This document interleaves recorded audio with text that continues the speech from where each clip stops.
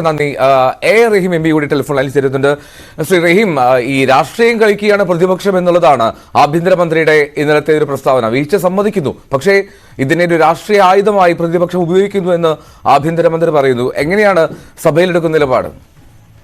സുരക്ഷാ വീഴ്ചയെ രാഷ്ട്രീയ ആയുധമായി ഉപയോഗിക്കുന്ന രീതി BJP ഉള്ളതാണ്. അത് പുൽവാമയിൽ നമ്മൾ കണ്ടതാണ്. അതുപയോഗിച്ചാണ് യഥാർത്ഥത്തിൽ കഴിഞ്ഞ തവണ BJP തെരഞ്ഞെടുപ്പിന് മുഴുവൻ ആയുധമാണ്. ഇപ്പൊ അവർ പറയുന്നു ഇവിടെ ഈ സുരക്ഷാ വീഴ്ച ഉണ്ടായിട്ടുണ്ട്, അത് സമ്മതിക്കാതിരിക്കാൻ നിവർത്തിയില്ല.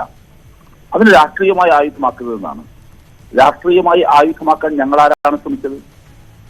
ഞങ്ങൾ എന്താണ് പറഞ്ഞത്? ഇന്ത്യൻ പാർലമെന്റ് അക്കൗണ്ടബിൾ ആണ്. സുരക്ഷാ വീഴ്ചയുണ്ടായി എന്നുള്ളത് അവരുൾപ്പെടെ എല്ലാവരും സമ്മതിക്കുന്നു. അങ്ങേയറ്റത്തെ സുരക്ഷാ വീഴ്ചയാണ് ഉണ്ടായിരിക്കുന്നത്. അങ്ങനെയാണെങ്കിൽ പാർലമെന്റിന്റെ ഫ്ലോറിൽ എന്തുകൊണ്ടാണ് പ്രധാനമന്ത്രി വരാത്തത്? ഇത്രയും ഗുരുതരമായ ഒരു സുരക്ഷാ വീഴ്ച ഉണ്ടായതിനു ശേഷം പാർലമെന്റ് സമ്മേളിക്കുമ്പോൾ ആഭ്യന്തരമന്ത്രി എന്തുകൊണ്ട് പാർലമെന്റിൽ വരുന്നില്ല?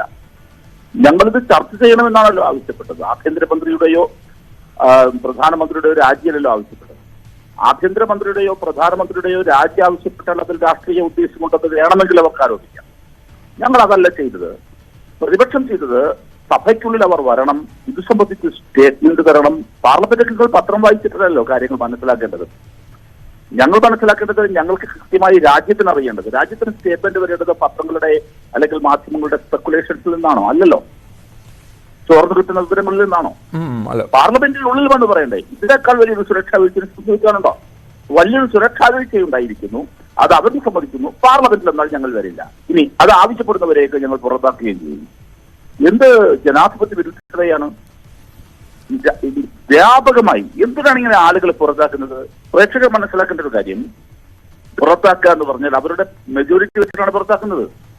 സഭയിൽ നിന്ന് ഒരു അംഗത്തെ പുറത്താക്കണമെങ്കിൽ അല്ലെങ്കിൽ സസ്പെൻഡ് ചെയ്യണമെങ്കിൽ അത് പ്രമേയം അവതരിപ്പിച്ച് അവരുടെ അംഗസംഖ്യ കൂടുതലാണ് എന്ന കാരണത്താൽ ന്യൂനപക്ഷത്തിലുള്ളവരെ ഇങ്ങനെ പുറത്താക്കിക്കൊണ്ടിരിക്കുകയാണ്. അങ്ങനെ വരുമ്പോൾ പ്രതിപക്ഷത്തിന്റെ ശബ്ദമില്ലാത്ത ഒരു പാർലമെന്റ് അല്ലേ ഉണ്ടാവും? അതെങ്ങനെയാണ് ശരിയാവുക?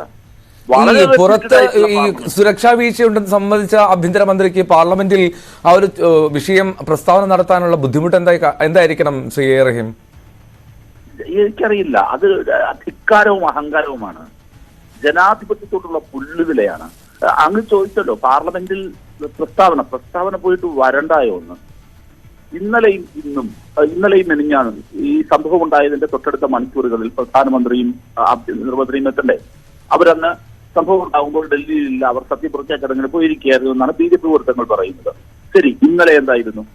തൊട്ടടുത്ത ദിവസം നമ്മളെല്ലാവരും പ്രതീക്ഷിച്ചു പ്രധാനമന്ത്രിയും ആഭ്യന്തരമന്ത്രിയും വരണ്ടേ. ഗൗരവ സ്വഭാവമുള്ള ഒരു പ്രശ്നമല്ലേ? ആ പ്രശ്നത്തിൽ സഭയിൽ വന്നില്ലാന്ന്, ഹൗസിനുള്ളിൽ വന്നില്ല. പാർലമെന്റ് പരിസരത്ത് വരികയും ഹൗസിനുള്ളിൽ വരാതിരിക്കുകയും ചെയ്യുന്നു, തങ്ങളുടെ ഓഫീസിലിരിക്കുന്നു. അതെന്താണ്? നിഷേധമല്ലേ? ജനാധിപത്യത്തിലുള്ള വെല്ലുവിളിയല്ലേ? എന്താണ് നമ്മുടെ രാജ്യത്തിന്റെ ജനാധിപത്യത്തിന്റെ സൗന്ദര്യം?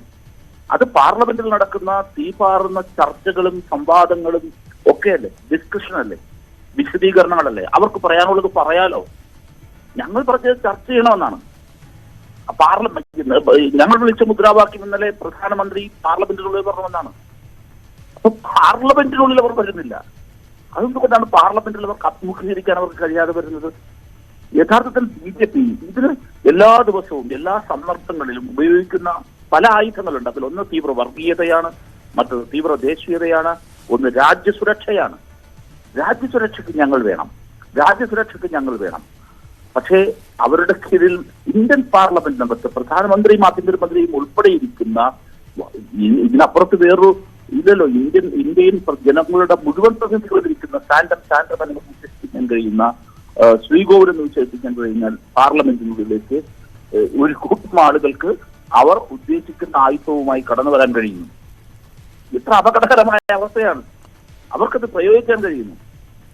ഇങ്ങനെ ഒരു സന്ദർഭം പാർലമെന്റിലുണ്ടായിട്ട് ഈ രാജ്യമാകെ ഇത് സംബന്ധിച്ച കൺസേണിൽ നിൽക്കുമ്പോൾ പ്രധാനമന്ത്രിയും ആഭ്യന്തരമന്ത്രിയും എവിടെയെങ്കിലും അവരുടെ സ്വകാര്യ ഇടങ്ങളിൽ നിന്നുകൊണ്ട് വർത്തമാനം പറയുക അല്ല വേണ്ടത്. മറിച്ച് ഹൗസിനുള്ളിൽ വരണം. ഹൗസ് അക്കൗണ്ടബിൾ ആണ്, ജനങ്ങളാണ്. രാജ്യസഭയിലുള്ളത് കൗൺസിൽ ഓഫ് സ്റ്റേറ്റ് ആണ്, സംസ്ഥാനങ്ങളുടെ പ്രതിനിധികളാണ്. അവരോട് പറയണ്ടേ? എന്താണ് ചോദിക്കുന്നത്? പറയണ്ടേ? അവർക്ക് പറയാനുള്ളത് പറയാലോ. ഇന്നലെ യഥാർത്ഥത്തിൽ രാജ്യസഭയിൽ ലീഡർ ഓഫ് ഒപ്പോസിഷൻ രാവിലെ മുതൽ മൈക്ക് ആവശ്യപ്പെടുകയാണ്. ഒരു തവണ പോലും മൈക്ക് കൊടുത്തില്ല. അദ്ദേഹത്തെ സംസാരിക്കാൻ അനുവദിക്കില്ല. എത്ര ജനാധിപത്യ വിരുദ്ധാണത്? നടുത്തരത്തിലിറങ്ങി ബഹളം വെച്ചാൽ പുറത്താക്കുമെന്നാണ്. അതെന്ത് ഭീഷണിയാണത്? പാർലമെന്റ് ചരിത്രത്തിൽ എത്രയോ തവണ പ്രക്ഷുബ്ധമായിട്ടുണ്ട്. നടുത്തരത്തിലിറങ്ങി വലിയ ബഹളങ്ങൾ ഉണ്ടായിട്ടുണ്ട്, സമരങ്ങൾ ഉണ്ടായിട്ടുണ്ട്. അവരെയൊക്കെ പുറത്താക്കുകയാണോ? അസാധാരണമായ ചില ഘട്ടങ്ങളിൽ പാർലമെന്റിൽ സസ്പെൻഷനുകൾ ഉണ്ടാകാറുണ്ട്, നിയമസഭകൾ ഉണ്ടാകാറുണ്ട്. നിങ്ങൾ ആലോചിച്ചു, ഇങ്ങനെയാണെങ്കിൽ കേരള നിയമസഭയിൽ പ്രതിപക്ഷം എല്ലാ ദിവസവും നടുത്തരത്തിലിറങ്ങി പ്രതിഷേധിക്കാറില്ലേ? എല്ലാ ദിവസവും എനിക്ക് സസ്പെൻഡ് ചെയ്യാനുള്ള സമയം വരുള്ളൂ. അങ്ങനെ ചെയ്യാറുണ്ടോ കേരളത്തിൽ? അല്ല, അപ്പോൾ ഇനി അതിനുള്ള ഒരു തുടർ നടപടി എന്താണ് ശ്രീ എ റഹീം? ഇങ്ങനെ ഈ പ്രതിഷേധിക്കുമ്പോൾ സസ്പെൻഷൻ നേരിടുന്ന സാഹചര്യം, അങ്ങനെ ഒരു പരാതി നിങ്ങൾക്കുണ്ടെങ്കിൽ അത് ഇനി മുന്നിലേക്ക് പോകുന്ന സമയത്തും അത് ആവർത്തിക്കപ്പെടാമല്ലോ. അപ്പോൾ എന്താണ് CPM-ന്റെ നിലപാട് ആ വിഷയത്തിൽ? അല്ല, ഒന്ന്, ഇത് സംബന്ധിച്ച് വളരെ വിശദമായി കൂടിയാലോചനകൾക്ക് ശേഷമാണ് ഞങ്ങൾ തീരുമാനിക്കുക. ഇന്ന് രാവിലെ ഇപ്പോൾ ഇന്ത്യ പൊളിറ്റിക്കൽ ബ്ലോക്കിലെ ലീഡേഴ്സ് എല്ലാം ഒരുമിച്ച് കൂടുന്നുണ്ട്.